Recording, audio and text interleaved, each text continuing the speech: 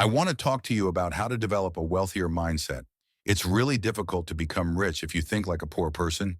And let's be honest, poor people are everywhere. So let me show you something. This here is a gold Rolex Daytona.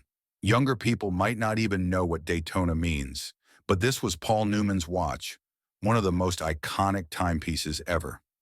I own 4 Daytonas, and some people say, what a waste of money. That's exactly how poor people think. Why do I buy a $50,000 watch, gold rings, and other valuable items? Because the U.S. national debt is skyrocketing. The country is heading toward financial collapse. The way politicians solve problems is by printing more money. But here's the problem. Every time they print money, the rich get richer, and the poor and middle class suffer. There's a principle called Gresham's Law, which states that when bad money enters the system, good money disappears. Let me show you an example. Here's a 1964 Kennedy half dollar made of real silver. I got this from my friend Jim Clark at Republic Monetary Exchange in Phoenix, Arizona. I buy a lot of gold and silver from him. Now, when bad money floods the system, which one do you think is the bad money? This new $10 bill or this silver half dollar? According to Gresham's Law, when bad money enters circulation, good money goes into hiding. This $10 bill is bad money.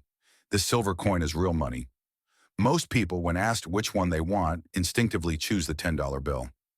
But that's a mistake. The rich know the difference between real value and temporary worth.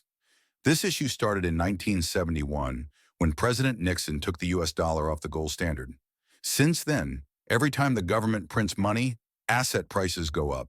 That's why the rich keep getting richer, because they own real assets. Meanwhile, inflation is crushing the poor and middle class. Look at the current state of America. We have an election coming up, and inflation is destroying people financially. It now takes more and more of these paper bills to buy real assets. That's why I invest in things like real estate. When I use debt, this fake money, to buy real estate, the debt loses value while my property gains value. Smart people use debt to acquire assets, while the poor and middle class struggle as inflation eats away at their purchasing power. This concept has been understood for thousands of years. Take this 1964 silver half dollar, for example. If I ask, which do you want, this silver coin or the $10 bill? The wealthy will take the silver. The poor and middle class will take the paper money. Let me explain it further. When the government prints more money, asset prices rise. My apartment buildings increase in value. Oil prices rise. Even the cost of basic necessities like food skyrockets. Why does a chicken now cost $10? Because of inflation. I don't even pay attention to prices like that, but I know the truth. The more money the government prints, the more valuable real assets become. This is why I buy gold. I've been buying gold since it was $50 an ounce. That's why I own gold mines. I don't gamble with paper money. I invest in tangible wealth.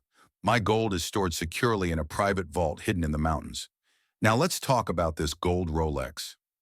Let's say it's worth $50,000 today. If gold is currently $3,000 per ounce, and projections say it will rise to $15,000 per ounce, what do you think this watch will be worth in the future? It's not about the brand, it's about the gold. Sure, I could buy a cheap Swatch or a $50 Timex. I even have some of those. But the reason I buy gold watches isn't to show off. It's because I understand real value. A poor person might choose a cheap Apple Watch, thinking they're saving money. But a wealthy person understands that a solid gold watch holds real value, because gold appreciates as currency depreciates. Many people make poor financial choices. They buy expensive handbags, designer shoes, or luxury brands that hold no real value. What happens to those items? They end up in thrift stores. There's nothing wrong with wearing gold jewelry, but what matters is that the gold itself retains value. Poor people believe that buying cheap items is being smart, but in reality, it keeps them poor. People talk a lot about mindfulness today. Mindfulness is about being aware of your thoughts. What are you telling yourself? Are you settling for a cheap lifestyle, thinking that makes you financially wise? Here's the rule. When the government prints money, asset prices rise, making the rich even richer, while the poor get poorer. When gas prices go up, I make more money because I own oil wells. But the poor and middle class suffer because they're the ones paying more for fuel, food, and everyday essentials. Look at the people running this country. Many of them are former teachers or professors who have no experience with wealth creation. They don't understand how money works. My poor dad was a brilliant man, but he was broke because he prioritized saving money over acquiring valuable assets. It's not about how much something costs. It's about its long-term value. Today, I'm taking delivery of a new car. Not because I need it, but because it's a rare collectible. Some people will say, that's a waste of money. Meanwhile, they drive their Toyota Prius and think they're making a smart financial decision. But does that choice make them richer?